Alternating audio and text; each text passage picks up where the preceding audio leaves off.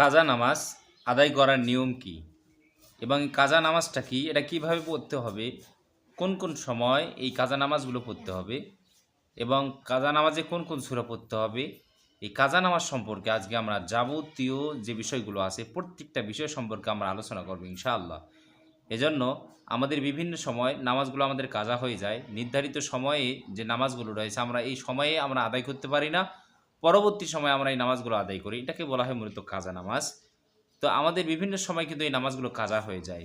এই কাজা নামাজগুলো আদায় করতে হবে নাকি আদায় করতে হবে না, নাকি এই কাজা নামাজের পরিবর্তে আল্লাহর কাছে যদি আমরা ক্ষমা চাই আল্লাহ মাফ করে দিবে, নাকি নাকি শুধু নফল নামাজ পড়লেই কাজাগুলোর ঘাটতি পূরণ হয়ে যাবে, এই বিষয়গুলো সম্পর্কে আমরা জানবো ইনশাআল্লাহ।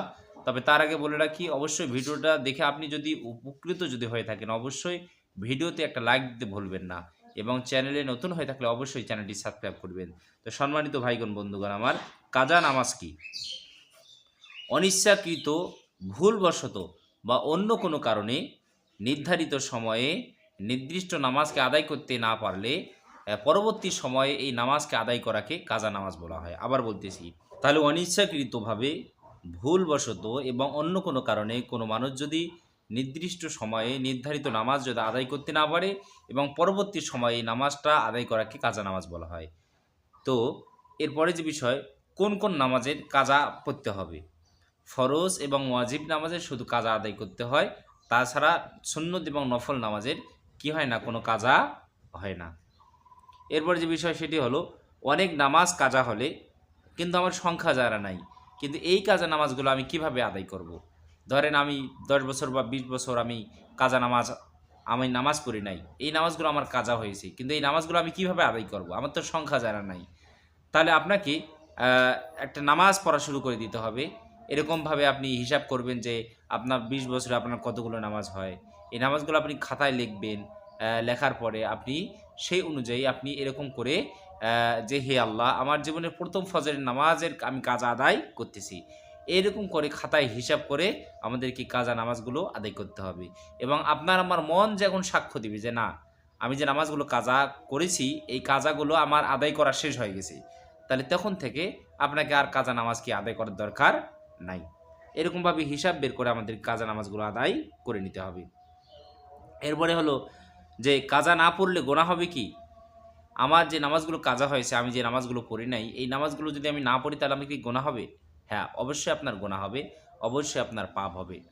কারণ রাসূল সাল্লাল্লাহু আলাইহি ওয়াসাল্লাম বলেছেন, আউয়ালু মা ইউহাসাবু বিহিল আবদু ইয়াউমাল কিয়ামাতিস সালাহ। আল্লাহ তাআলা বান্দার কাছ থেকে হাসরের ময়দানে সর্বপ্রথম যে জিনিসের হিসাব নিবেন, যে জিনিসের বিচার করবেন সেটি হলো নামাজের হিসাব, নামাজের বিচার। তো আপনার আমার নামাজ যদি কাজে যদি থাকে ভাই, এটার কারণে আল্লাহর কাছে অবশ্যই আপনাকে আমাকে জবাবদিহি করতে হবে। কেন আমি এই নামাজগুলোকে কাজা করেছি, কেন আমি এই নামাজগুলো আদায় করি নাই। এরপরে যে বিষয় সেটি হলো, দোয়া করলে আমার কি মাফ হবে? আমার যে নামাজগুলো কাজা আছে আমি যদি এর জন্য আল্লাহর কাছে দোয়া করি, ক্ষমা চাই, আল্লাহ আমার জীবনে অনেক নামাজ কাজা, তুমি আমাকে মাফ করে দাও, আমাকে ক্ষমা করে দাও, হ্যাঁ, তাহলে কখনো কি মাফ হবে না। অবশ্যই এই নামাজগুলোর কাজা আমাদেরকে আদায় করতে হবে, যে নামাজগুলো আমাদের ছুটে গেছে। এরপরে বিষয়, আমার যদি কাজা নামাজ যদি থাকে তাহলে আমার কি নফল নামাজ পড়া যাবে?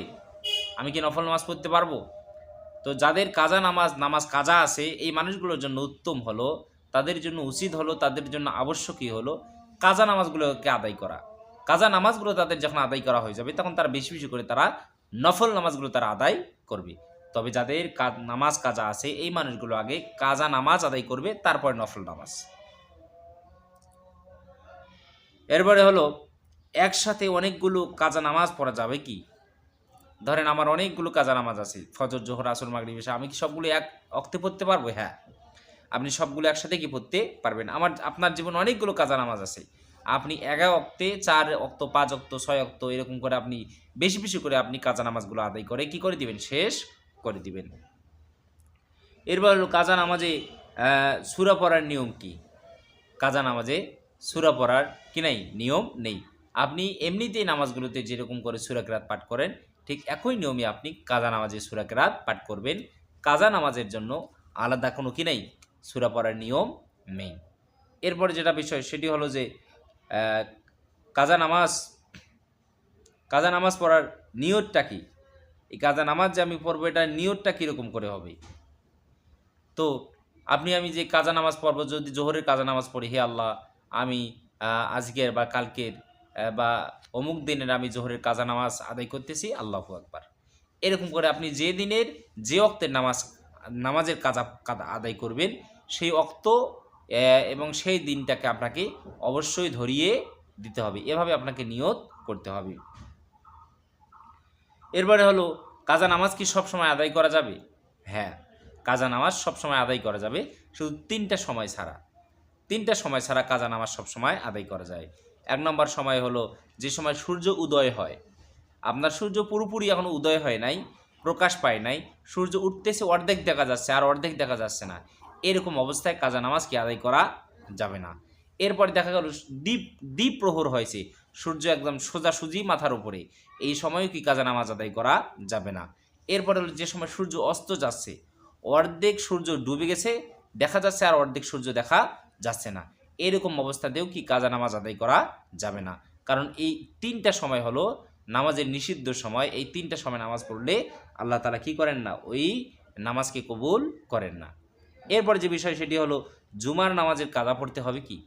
আমাদের অনেক সময় বিভিন্ন মানুষের, আল্লাহ না করুক, অনেক সময় জুমার নামাজ কাজা হয়ে যায়, জুমার নামাজ পড়তে পারে না। তো জুমার নামাজের কাজা আদায় করার নিয়মটা কি? তো ভাই, জুমার নামাজের কাজা আদায় করার কি নেই, কোনো নিয়ম নেই। আপনার যদি জুমার নামাজ যদি কাজা হয়ে যায়, আপনি যদি জুমার নামাজ যদি পড়তে না পারেন, তাহলে আপনার জন্য উচিত হলো জোহরের 4 রাকাত ফরজ নামাজ আদায় করা।